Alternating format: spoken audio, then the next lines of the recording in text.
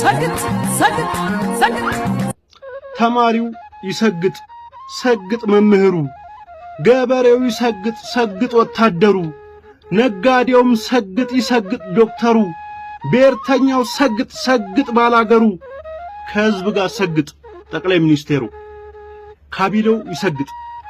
ይሰግጥ ፓርላማው ሁሉም ሲሰግጥ ነው ሀገር የምትለማው ሰማዩ ይሰግጥ ይሰግጥ ምድሩ ፈጣሪም ይሰግጥ ይሰግጥ ፍጡሩ ሰግጠን እንጸልይ ሰግጦን ይመልከት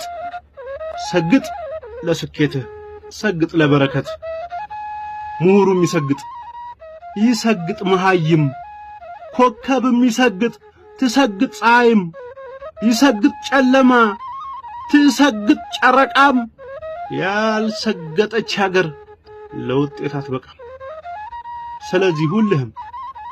ሰግጥ ስለዛሬው ሰግጥ ስለነገው ይሄን ቪዲዮዬን ሰግጠህ ሼር አድርገው ሰግጥ ሰግጥ ሰግጥ የቀድሞ ጠቅላይ ሚኒስትር ባለቤት የሆነችው አዜብ መስፍን በሁለተኛ ደረጃለት ቢሊየነርነቱን ተቀላቅለዋለች አሟሙቀዋለች ደብለቅለቅ አርጋ ሁለተኛነትን ተቆጣጥራለች ከአባቴ ጋር በመቀጠል ከአባቢ ከሻይ አላሙዲን በመቀጠል ማለት ነው እሷ ዘርፋው ነው የምትሉ ሰዎች እና እንጨት ፈልጣን ያመጣችሁ ማለት ምንም ይታወቅ ነው ይሄ ምንድነው ግን መሰላችሁ አንዳንዴ 20 ምናምን አመት ሀገሪቷን ኢኮኖሚዋን ከሞተ ከሶሻሊዝም ከተኛ የሶሻሊዝም እንትን ብድግ አርጎ ኢኮኖሚውን ከፍ አርጎ